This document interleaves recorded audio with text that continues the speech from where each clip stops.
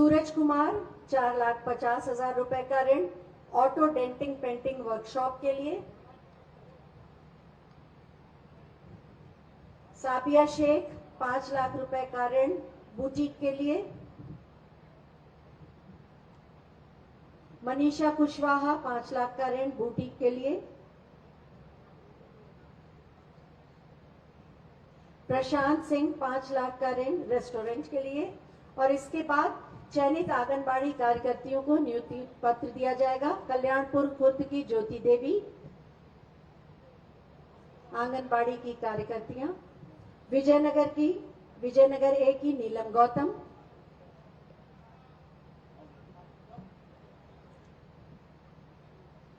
खेरसा ए की प्रीति सोनवानी।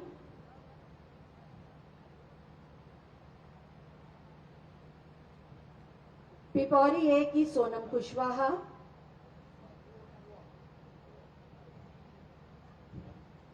और सलेमपुर की सपना देवी। इसके बाद मुख्यमंत्री कृषक दुर्घटना कल्याण योजना के लिए स्वीकृति पत्र दिए जाएंगे। बिल्हौर की संध्या दीक्षित 5 लाख रुपए की धनराशि डीबीटी के माध्यम से स्थानांतरित की गई है। घाटमपुर की बीना देवी।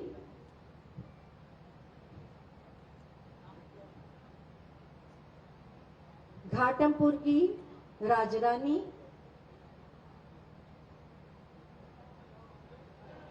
घाटमपुर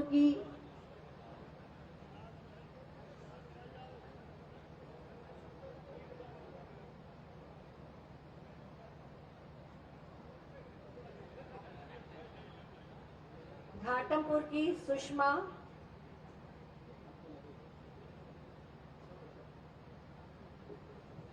और सदर के राम सजीवन, ये दिव्यांगजन हैं, उनको साथ लेके जा रहे हैं। हाँ जाइए, उधर जाइए।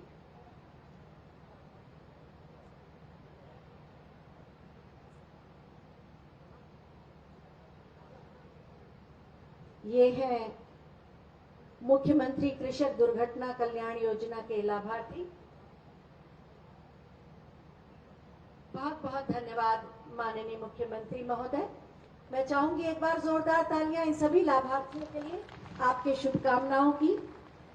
सुरक्षा, सुशासन, विरासत, विकास और समृद्धि के पर्याय का दूसरा नाम है योगी आदित्यनाथ, जिनके मार्गदर्शन में हमेशा जीवन के महत्वपूर्ण सूत्र मुखरित होते हैं।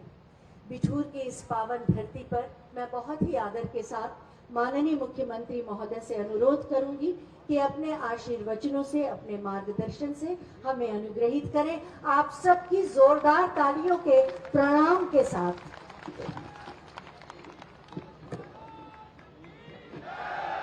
भारत माता की, भारत माता की, भारत माता की।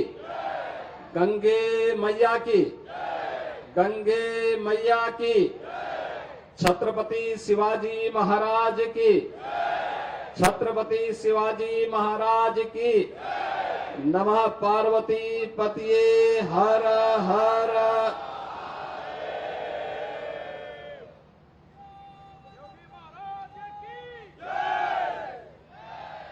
बिठूर महोत्सव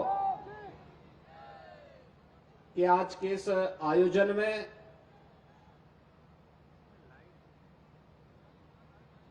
अठारह के प्रथम स्वातंत्र समर के महानायक नानाराव पेशवा जी की इस पावन जयंती कार्यक्रम में आज इस समारोह में विशेष रूप से उपस्थित उत्तर प्रदेश विधानसभा के माननीय अध्यक्ष श्री सतीश महाना जी, समारोह में उपस्थित राज्यसभा के पूर्व सदस्य मान्य श्री विनय सहस्त्रबुद्धे जी, छत्रपति शिवाजी महाराज की स्मृति में रायगढ़ स्मारक समिति के सचिव श्री सुधीर थोराट जी, उत्तर प्रदेश सरकार के मंत्रीगण श्रीमती प्रतिभा शुक्ला जी, सहजीत पाल जी, माननीय सांसद श्री रमेश अवस्थी जी, इस कार्यक्रम के संयोजक स्थानीय विधायक श्री अभिजीत सिंह सांगा जी, जिला पंचायत अध्यक्ष श्रीमती स्वप्निल वरुण जी, विधान परिषद सदस्य श्री अरुण पाठक जी, माननीय विधायकगण श्रीमती नीलमा कटियार जी, श्री सुरेंद्र मैथानी जी, श्री महेश त्रिवेदी जी, श्री राहुल बच्चा सोनकर जी, श्रीमती सरोज कुरील जी,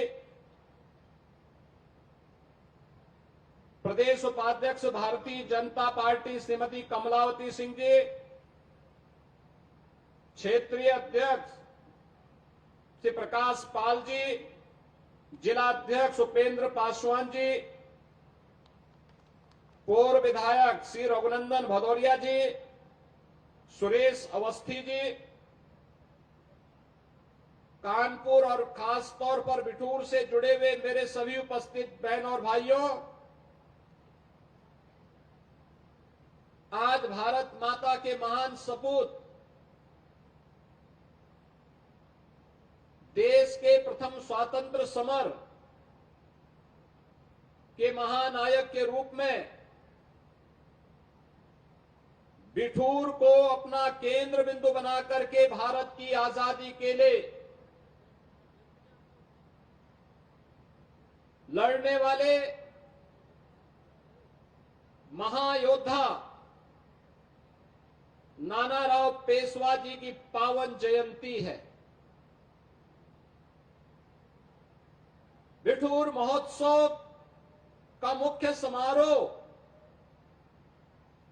और उसमें नानाराव पेशवा का स्मरण किया जा रहा हो, इससे अद्भुत संयोग दूसरा नहीं बन सकता है।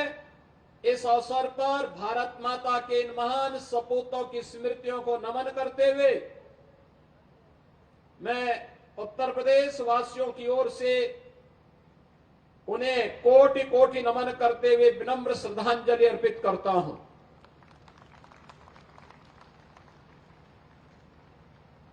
हम सब जानते हैं बिठूर प्राचीन काल से ही भारत की आध्यात्मिक धरोहर की प्रतीक रही है। कहते हैं ब्रह्मा जी ने इस सृष्टि की रचना के लिए अपनी तप के लिए जिस भूमि का चयन किया था वही बिठूर है। महर्षि वाल्मीकि का आश्रम, कहते हैं लव और कुश, इन दोनों का लालन पालन महर्षि वाल्मीकि के सानिध्य में इसी क्षेत्र में हुआ था। और यही नहीं, हम आज भी आसमान की तरफ देखते हैं, ब्रह्म मुहूर्त में उत्तर दिशा में जो एक चमकीला तारा होता है उसका नाम ध्रुव है, लेकिन ध्रुव टीला आपके बिठूर में मौजूद है। इसकी भौगोलिक और प्राकृतिक छटा मां गंगा के सानिध्य में बसी हुई ये बिठूर नगरी कानपुर की तो आत्मा है, एक पहचान देती है अपनी आध्यात्मिक और प्राकृतिक बनावट के नाते, भौगोलिक बनावट के नाते। भारत की आध्यात्मिक ऊर्जा से उत्प्रोत होकर के भारत की स्वाधीनता की लौ को जलाने का केंद्र बिंदु बने। इसीलिए नानाजी राव पेशवा ने इसी धरती को केंद्र बना करके 1857 की व्यूह रचना की थी। यही वो भूमि है जहां पर महारानी लक्ष्मीबाई का बचपन बीता था।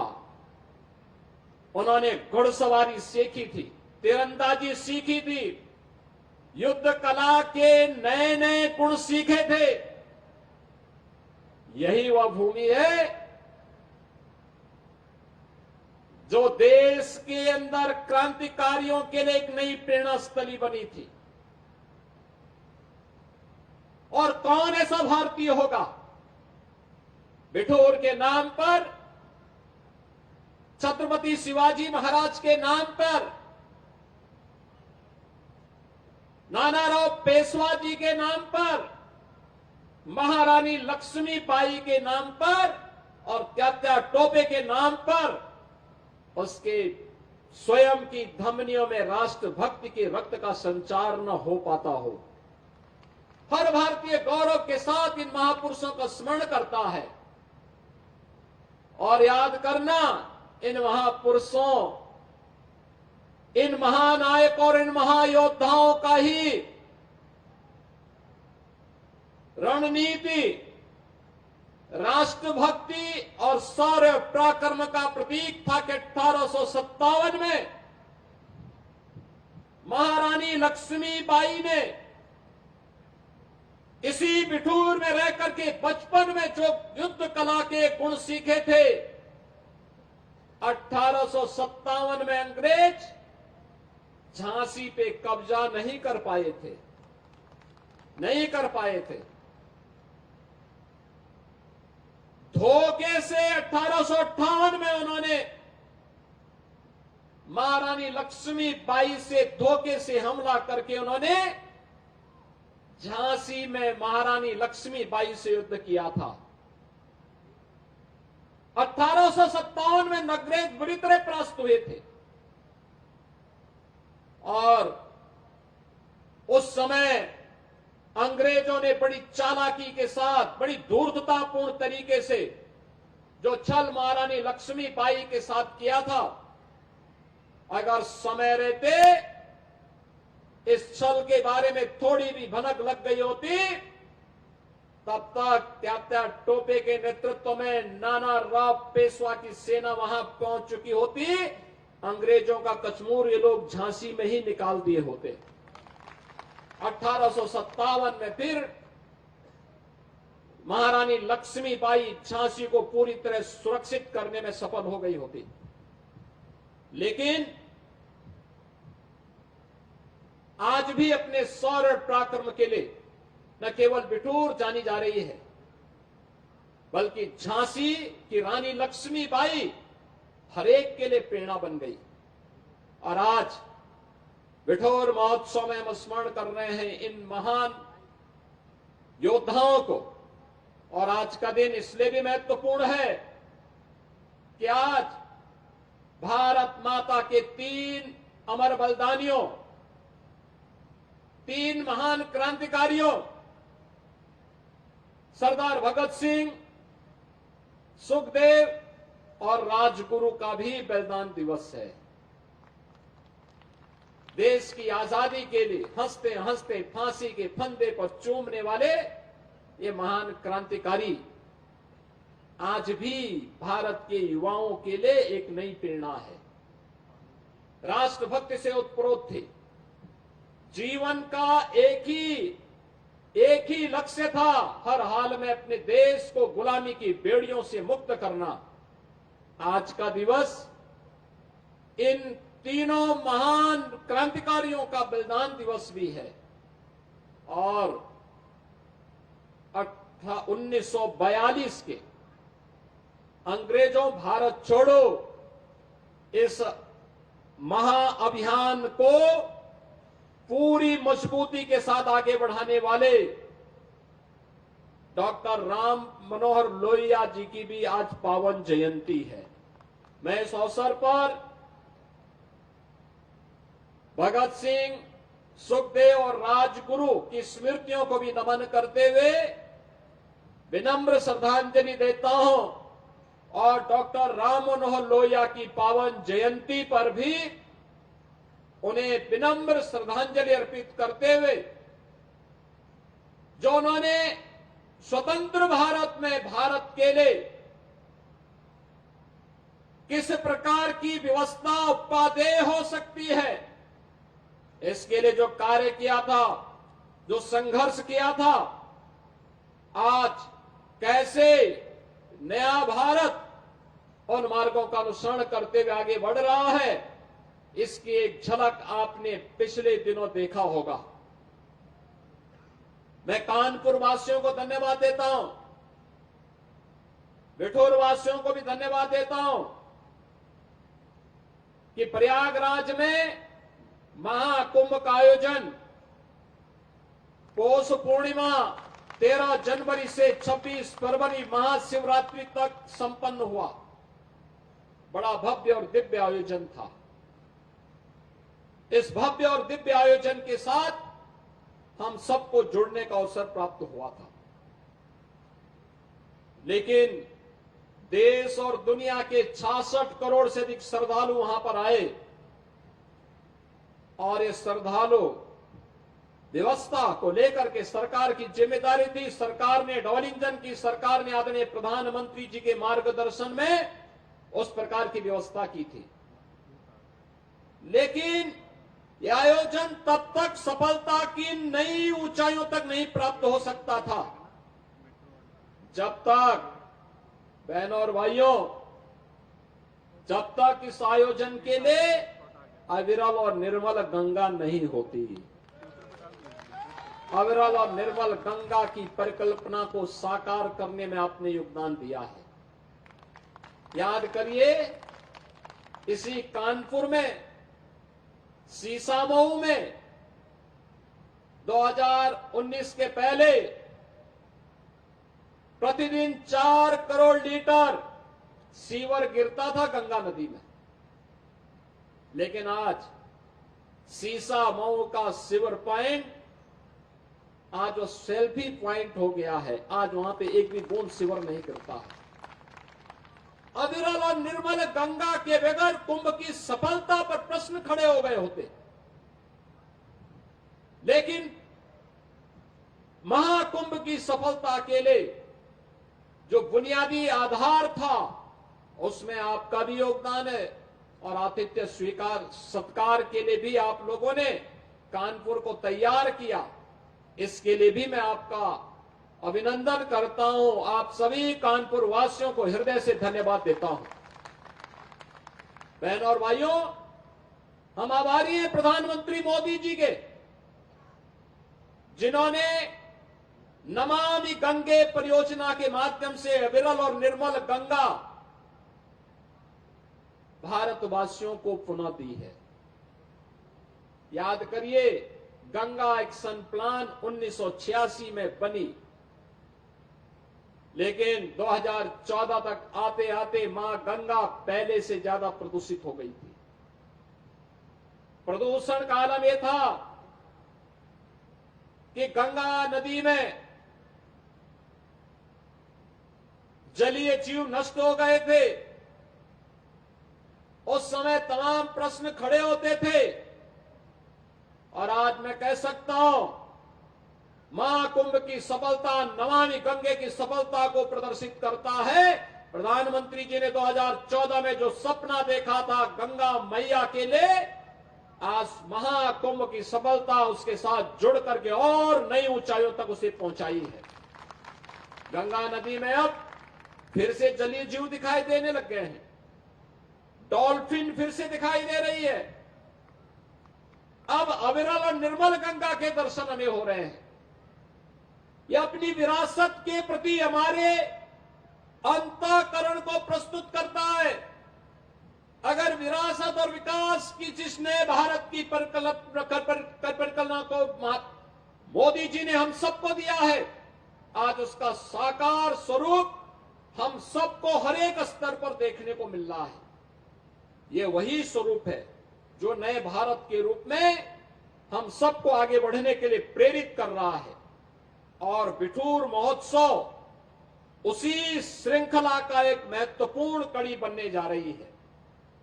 यहां पर पौराणिक काल से लेकर के और अर्वाचीन काल तक नए भारत के निर्माण की कड़ी को आगे बढ़ाते हुए आज यही कानपुर मां गंगा के सानिध्य में आगे बढ़ रहा है।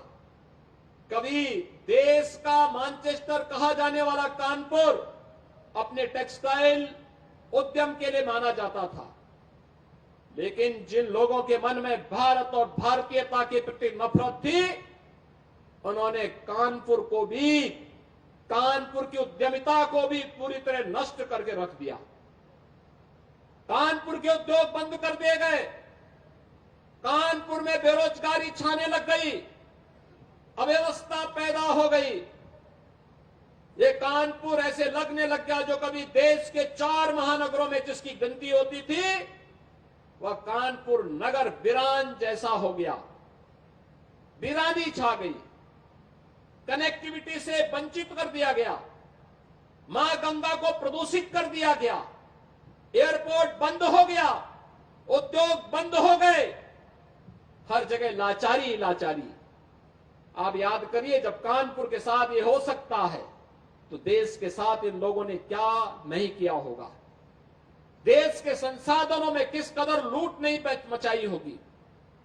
और इसीलिए मैं कहता हूं, बार बार कहता हूं, अंग्रेज चले गए लेकिन अपने मानस उत्तराधिकारियों को, देश को लूटने के लिए उसी प्रकार से छोड़ गए जो दृश्य हम लोगों ने कानपुर के अंदर देखा था। आपने पिछले 10 वर्ष में बदलते हुए कानपुर को देखा है। आज कानपुर में यहां पर औद्योगिक वातावरण बनाने के लिए फिर से डिफेंस मैन्युफैक्चरिंग कॉरिडोर का निर्माण का कार्य हो रहा है। एम्युनिशन मैन्युफैक्चरिंग का काम यहां प्रारंभ हो गया है। यहां पर टेक्सटाइल के नए हब के रूप में विकसित करने के लिए फ्लैटेड फैक्ट्री का निर्माण कार्य युद्ध स्तर पर चल रहा है। अगले 2-3 महीने के अंदर रेडीमेड गारमेंट के एक नए केंद्र के रूप में कानपुर फिर से विकसित होने जा रहा है।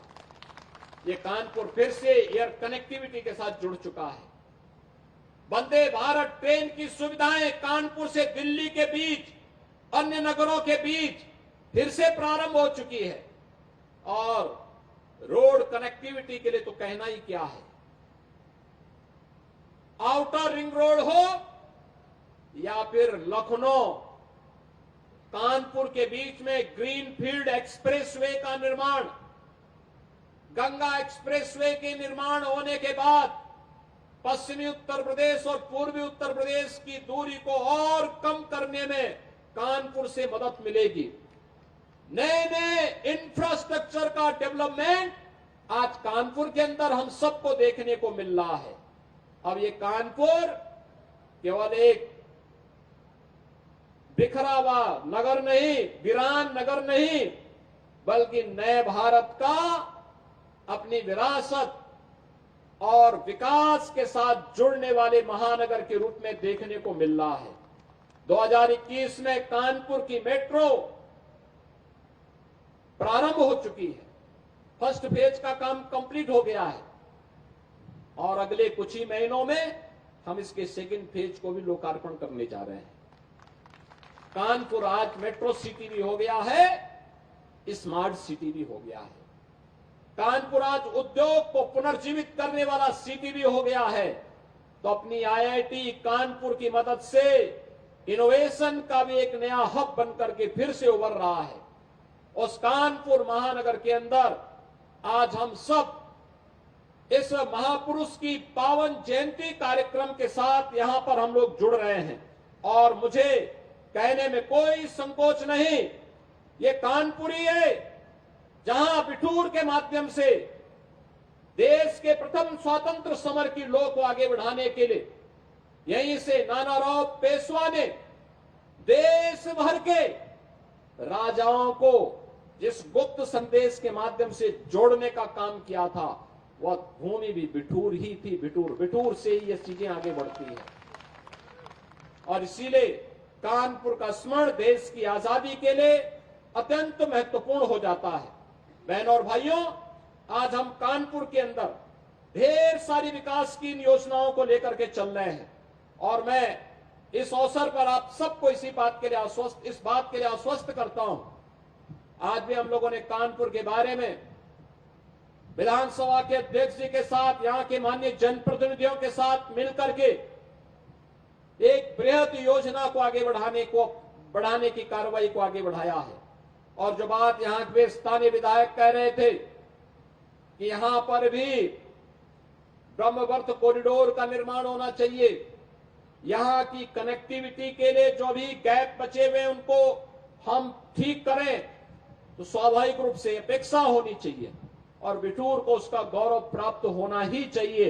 इस दिशा में सरकार पूरी प्रतिबद्धता के साथ बढ़ करके कार्य करेगी। इस विश्वास के साथ आज यहां पर महाराष्ट्र से जुड़े हुए जो हमारे प्रतिनिधिगण आए हैं, मैं यहां पर खास तौर पर विनय सहस्त्रबुद्धे जी का और श्री सुधीर थोराट जी का, जिन्होंने नानाराव पेशवा की पावन जयंती को बिठूर में मनाने का निर्णय लिया। अभी आपसे मैं कहूंगा 1857 के प्रथम स्वातंत्र समर में कौन कौन से अस्त्र और शस्त्र प्रयोग में आए थे, प्रदर्शनी लगी है सामने, थोड़ा अवलोकन जरूर करना। याद रखना, यही हमारी विरासत थी, यही अस्त्र शस्त्र थे जिनका उपयोग करके अंग्रेजों को भगाने में और उससे पहले मुगलों के छक्के छुड़ाने में छत्रपति शिवाजी महाराज से लेकर के बाजीराव पेशवा और नानाराव पेशवा ने उस दौर में वह शौर्य और पराक्रम करके भारत के राजाओं के साथ मिलकर के इस कार्यक्रम को आगे बढ़ाया था। और उन्हें हम देखें, स्मरण करें, नए भारत के बारे में प्रधानमंत्री मोदी जी के अभियान को और मजबूती के साथ आगे बढ़ाने में हम अपना योगदान दें। इस विश्वास के साथ सरकार अपने महापुरुषों का सम्मान करने, उनके गौरव को पूरी प्रतिबद्धता के साथ आगे बढ़ाने के लिए पूरी कृतज्ञता के साथ कार्य कर रही है, कोई संदेह नहीं। और मैं फिर इस बात को कहता हूं कि महापुरुषों का, देश के स्वाधीनता संग्राम सेनानियों का जो सम्मान नहीं कर सकता, उस व्यक्ति के लिए और उस कौम के लिए कोई जगह नहीं हो सकती, उसके लिए कोई जगह नहीं हो सकती। जो लोग आक्रांता थे, जिन लोगों ने भारत की आस्था पर प्रहार किया, जिन लोगों को भारत और भारतीयता से नफरत थी, जो भारत की बहन बेटियों की इज्जत पे हाथ डालते थे, जिन्होंने भारत की सनातन संस्कृति को रौंदने का कार्य किया था, जो आक्रांता बनकर के भारत की आस्था को कुचल रहे थे, वे भारत के लिए कभी आदर्श नहीं हो सकते, भारत के नागरिकों के लिए कभी आदर्श नहीं हो सकते। जो लोग अभी भी आक्रांताओं को अपना आदर्श मानते हैं, इन्हें तनिक भी अपने अस्तित्व पर, अपने वजूद पर तनिक भी अगर इन्हें अपने वजूद के लिए थोड़ी भी शर्म महसूस होती हो, तो इनको इंडोनेशिया के राष्ट्रपति के द्वारा रिपब्लिक डे परेड के अवसर पर दिए गए बयान का स्मरण करना चाहिए, जब उन्होंने कहा था, एक देश का राष्ट्राध्यक्ष कहता है कि अगर हमारा डीएनए कभी जांचा जाएगा तो भारतीय निकलेगा। इंडोनेशिया दुनिया का सबसे बड़ा मुस्लिम बाहुल्य देश है और उनका यह बयान भारत के अंदर विदेशी आक्रांताओं को अपना आदर्श मानने वाले लोगों की आंखों को खोलने वाला होना चाहिए। मैं विश्वास करता हूं इस बयान के बाद वे लोग भी छत्रपति शिवाजी महाराज, महाराणा प्रताप, गुरु गोविंद सिंह जी महाराज और भारत के इन महान योद्धाओं के बारे में, महान क्रांतिकारियों के बारे में श्रद्धा का भाव रखेंगे और भारत को एक भारत श्रेष्ठ भारत बनाने में अपना योगदान देंगे। मैं एक बार फिर से बिठूर महोत्सव के लिए शिवजीत सिंह सांगा और उनकी पूरी टीम को हृदय से बधाई देता हूं, आगत अतिथियों का स्वागत करता हूं। नानाराव पेशवा जी को, भगत सिंह, सुखदेव और राजगुरु को, डॉक्टर राम मनोहर रोया जी को उनकी स्मृतियों के लिए नमन करते हुए विनम्र श्रद्धांजलि अर्पित करता हूं। धन्यवाद। जय हिंद। बहुत बहुत धन्यवाद माननीय आपके